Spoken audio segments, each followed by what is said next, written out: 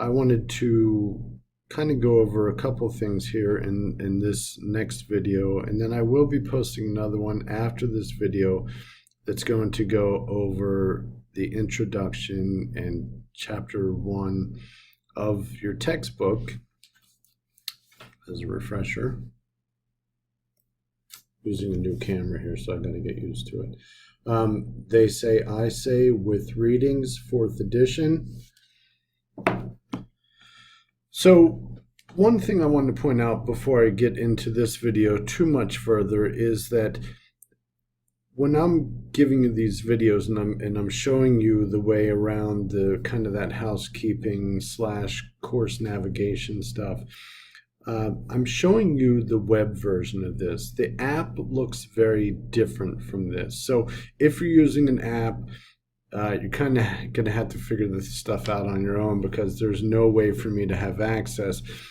On the web view, I can show you the student view here, but on my app, on my phone and my tablet as well, it's an instructor app, so I can't show you what it looks like on the app itself. If I go to download, I could download the student app, but I can't access it because I don't have student access in there. So just wanted to clarify that with you, and then just kind of make it a point that if you're using the app, the interface is very much different, but it's easy to navigate as well. So basically what you want to know is that whenever you log into our course page and you're brought to the home page is the home page. This is where everything is driven in terms of all the modules.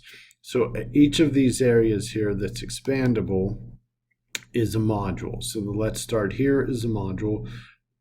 All the weeks are modules: week 1, week 2, 3, 4, 5, 6, and then, as I mentioned in the other video, I combined weeks 7 and 8. Those are all modules, as well as the student writing resources. The other thing that you'll notice here about some of the modules is that some of them will have a date here at the bottom of the module area. And the reason for that is that this is locked right now until this date. I do that for a reason, just to kind of keep everyone on track with what is right in front of us, because this is such a short course, and it's 8 weeks versus the 15-week semester. I thought it was important to try to keep people on track. The way I can do that is to let you know what's coming up, and I'm letting you know what's coming up by what you can see here. So you can see what is in week 3 and you can see what's in week 4, but you won't be able to actually look at it, because you'll get the message that this page is locked until this date. Okay, but everything that is visible here is what's coming up. So if you're thinking, well, you know what, I would like to know what's coming up in week 4 because I have some traveling I'm doing. Well, you can go in here and take a look. I mean, there are readings, there will be lecture points. You'll have a check-in that week, and then you have a paper that's due that week as well. Okay, so we are going to jump out here in a minute to the course syllabus, and I'm going to spend a little bit of time going over the course syllabus with you. But before we go into there, I wanted to just alert you to the fact that you have your to-do list that's here. And for this course, I opened it up that you'll be able to see all of the to-do through the entire 8 weeks. So as discussions become available and active, you'll see them appear in here. So right now you can see a few things here right at the very top. The LA301 student introduction, that's the very first thing, and these are in here by date, if you'll notice, and you get a little snapshot picture of when it's due and the exact time. And then the next discussion, and then your week 2 check-in, and then you have a writing assignment. So these go in order of date here. So that's one way you can see what is coming up and what is due. The other thing that you can do is right here on the main module page, you can look in by week and see when something is due. When something is due, you'll see a due date right here. So it'll show up here, shows up over here. This will show up here, shows up over here, and then this will show up here, and it shows up over here as well. Okay, so multiple ways for you to see what is required of you that week, and even taking a look right at the coming weeks coming up here or here. You also have another feature here with the syllabus. So I'm going to jump over here to the syllabus tab. And then the syllabus here, if you click on the syllabus, it looks like a course syllabus that you get a paper copy. By the way, there is a Word document link right here as well. This just opens up in Microsoft Word document so you can print it out. You'll also see a little link here that says Jump to Today. When you click Jump to Today, you can see this course summary, which, by the way, is just at the very bottom of this. So all it's doing is it's moving you down the screen to the bottom.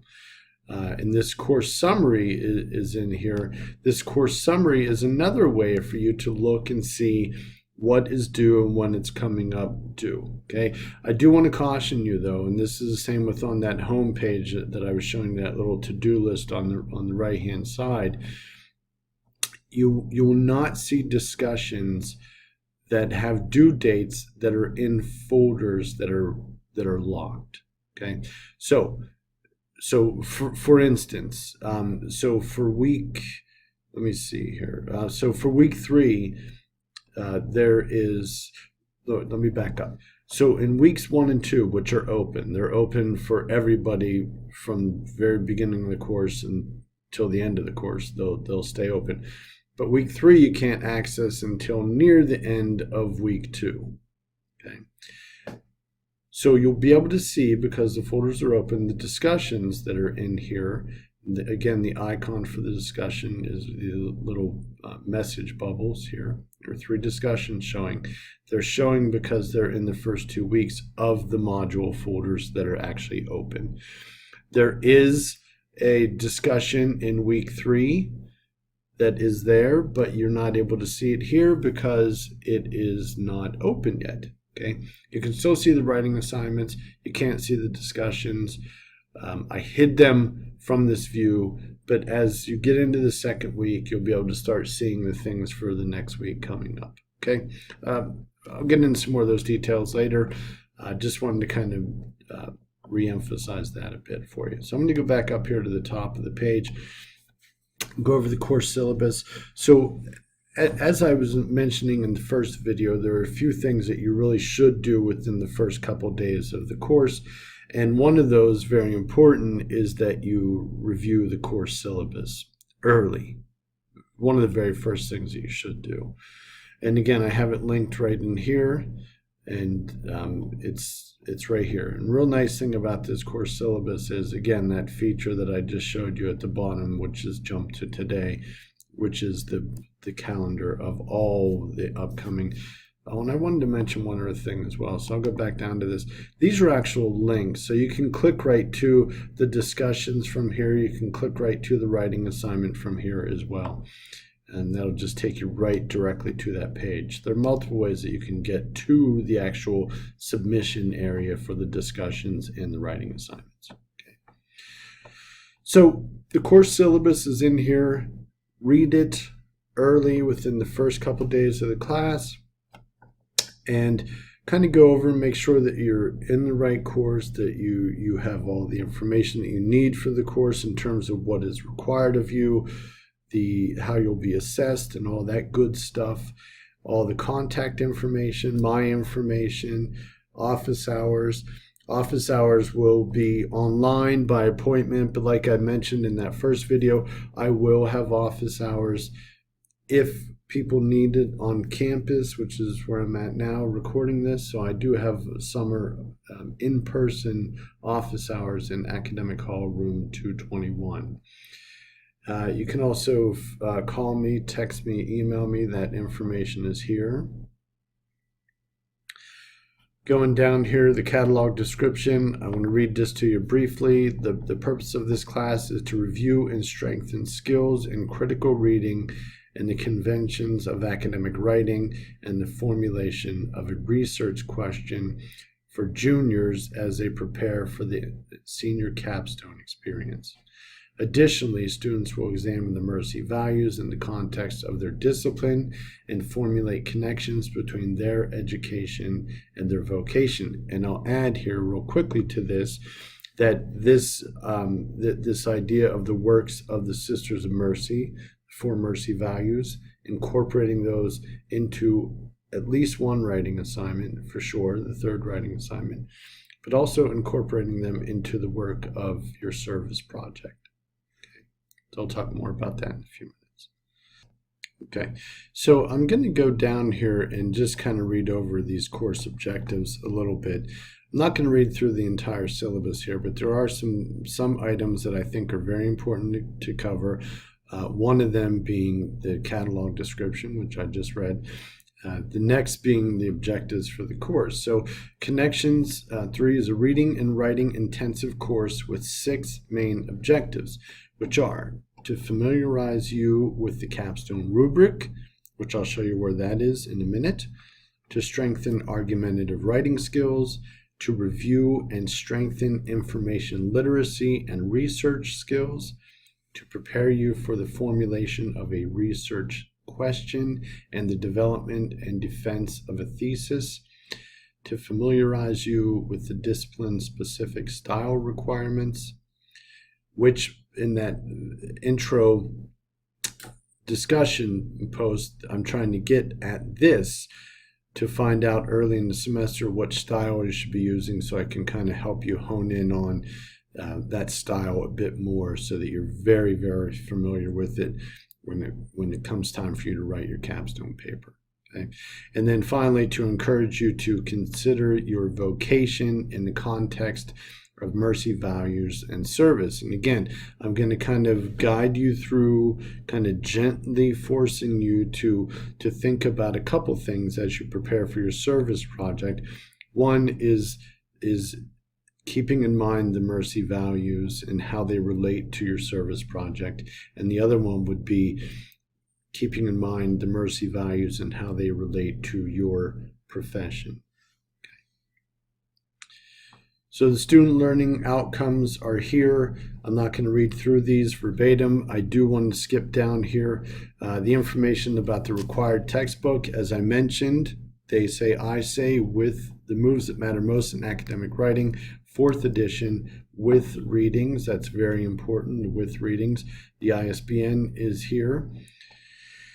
So make sure you have the textbook. It'll be really difficult, and as I mentioned here, and I have it divided off. So this textbook, you can buy this with just this first section here. I don't know if you can see this or not, but this would be the entire textbook if you get it without the readings. The readings here, if you can tell the thickness here, these are all the readings. This section is the readings, this section is the textbook. So you can see a big difference here in terms of the number of pages. The problem that you're going to run into is where you're going to be able to find most of these readings online, doing a Google search for them. However, what you might have some trouble with is the questions, the prompts that I will give you most of the time directly from the textbook. Okay, and so the prompts come with the textbook. At the end of the readings, there will be some questions that you won't be able to get if you're going out and doing a Google search to find the documents. Now, we can work around that, but it's better if you actually have the textbook. You can use the e-textbook, which is less expensive. You can buy them used in the bookstore. You can buy it used on Chegg or Amazon or whatever. It's not that expensive of a textbook, but I would be certain you could pick one up relatively inexpensive used, okay, or the ebook. You can even rent it as well, I believe. Okay, all right, so that's enough about the book. Grades and assessment. You will be assessed on 4 things in this class, and it's very simple in terms of how you will be assessed. Writing assignments 1, 2, and 3 are each worth 25% of your grade. Total 100 points for the course, so 25 points for each of those. The service project, a little bit more complicated because you're doing 2 pieces with the service project. You are doing the actual service project itself, and then you have a paper and an essay that are due. Okay, so the service project itself is worth 12.5 points. the presentation and the essay are worth 12.5 points. Okay, so that's it. That's how this course is assessed. The writing assignments, there's a rubric in the main area, which I showed you yesterday where that is, so you can see what I'm looking for in terms of writing assignments. And I will also guide you very specific details into what I'm looking for in the prompts. So if I want you to focus specifically on, for instance, your thesis statement and making sure your thesis statement is very clear, and use of the templates from the textbook, I'll emphasize that in addition to standard criteria that I'm using to grade this paper, I'm also going to be placing emphasis on your thesis statement and the use of templates, okay, and looking for those in the paper. But that's it. Class is worth 100 points. 4 assignments, each worth 25 points. As I said, the service project is split into 2. Now, I will note as well with the service project, if you don't complete both of those components, you get a grade of 0 for that project. In other words, you don't get 12.5 points if you do the presentation and the paper and don't do the actual service project. Okay, same the other way as well. Okay, so writing assignments are spelled out a little bit more for you here. The requirement from the department is that they will be 3 to 5 pages. I understand, very difficult, as I mentioned in the other video, the number of papers they have to do in this class in an 8-week course is pretty intensive. You have a paper due this in week 2, at the end of week 2. You have another paper due at the end of week 4. You have another paper due at the end of week 6. So that's every 2 weeks you're writing a paper. Requirement here is 3 to 5 pages. I'm going to ask that you make these a full 3 pages. Okay. If you're using APA style, that does not include the cover page, and no matter what style you're using, it does not include the reference page. So your body of text must be 3 pages. So as I briefly mentioned again in the other video, is that we will be meeting 2 times in the semester, and the 2 times it will be meeting, one will be meeting to kind of review where you are with the writing assignment. So it's either going to come, sometime in week 3 or maybe in week 5. Okay, so I'm either going to, after 1 writing assignment, or I'm going to wait until after 2 and kind of see where you are and what we need to focus on for that last writing assignment. So just be on the lookout for that. That will be one of the faculty conferences, will be that one to kind of review your writing and then seeing if you're laying out plans for your service project as well. Okay. The other meeting that we have, the other faculty conference, will be in the very last week. So week 8, I'll have individual meetings with you, and those meetings will be for you to kind of review your service project with me, kind of an informal presentation. We won't call it a presentation. It's just you kind of going over your service project with me. And we'll do either, as I mentioned, either using Zoom or the collaborative features built right within Canvas. Okay. So the service project details are here. Read over this. I will tell you for now, I kind of went over a little bit with you, and we'll get into more details in this later in probably week 3 or week 4 of the class. Excuse me. But for now, just know that the service project total needs to be 6 hours. Okay. We'll kind of review a little bit about what a service project is versus service hours. I would like for you to kind of focus on a service project for this class, which means that you're coming up with an idea for service to address some need in the community. Okay. I understand that's very difficult to do in an 8-week course. So we can also have the discussion about completing service hours. So the difference between service project and service hours are, with service project, as I said, it's something that you are finding a need. So you're addressing the need that one of the food pantries in your town is having a shortage of food being donated. So you want to help out. So you're going to go and set up some boxes at the mall and at some stores around your neighborhood to collect food. Okay, that's you creating. You found a need.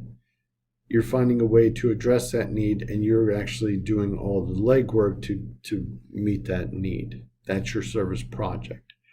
Service hours would be more of, this organization has a need for, say, volunteers, and they already have this established stuff that they do, maybe at the food bank, that they don't have enough people on for their Thursday morning shift for the next 4 weeks. So you go there and you volunteer your time, your service to the food bank for the next few weeks, a couple hours a day. Okay, and that's your service hours.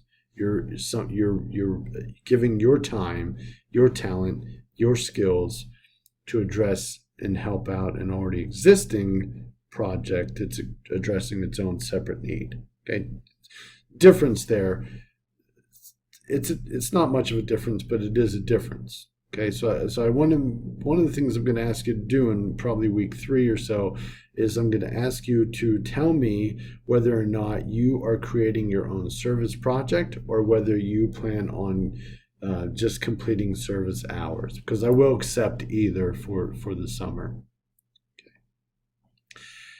Service project must be 6 hours to get the full credit, which is an A. You'll see if it's 4 hours, and you'll see the grading scale right down through here. Okay.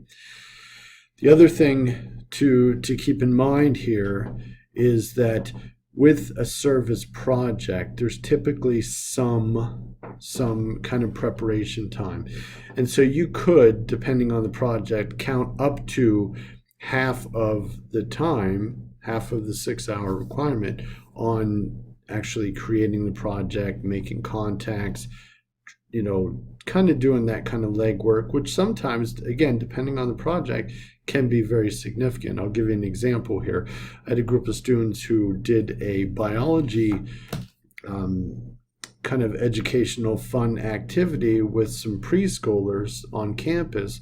And one of the things that they had to do is they had to create an entire curriculum. They had to prepare and create all kinds of materials for the actual lesson itself. The lesson itself was an hour, but all that preparation, it was everything that they had to do for that project was preparation pretty much.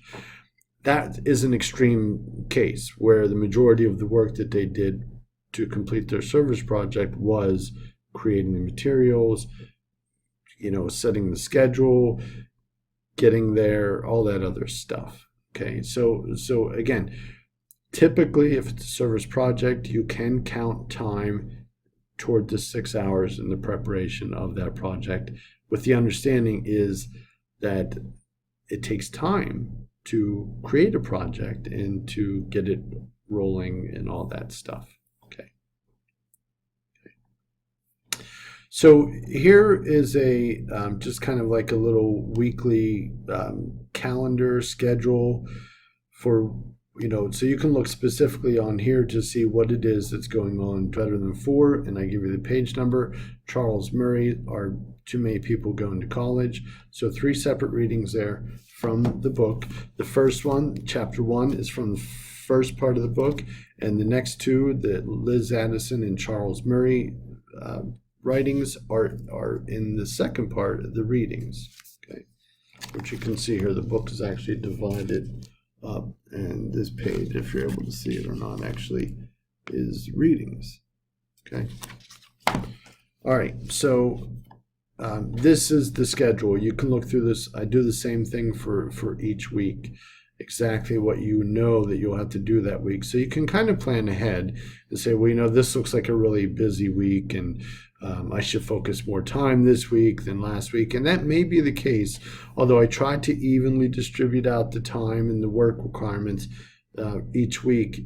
Inevitably it doesn't work out that way exactly, and there's no way around that on my end. I'm trying to present things to you in some kind of logical manner that is going to be helpful for you from one week to the next, and so building on and those sorts of things.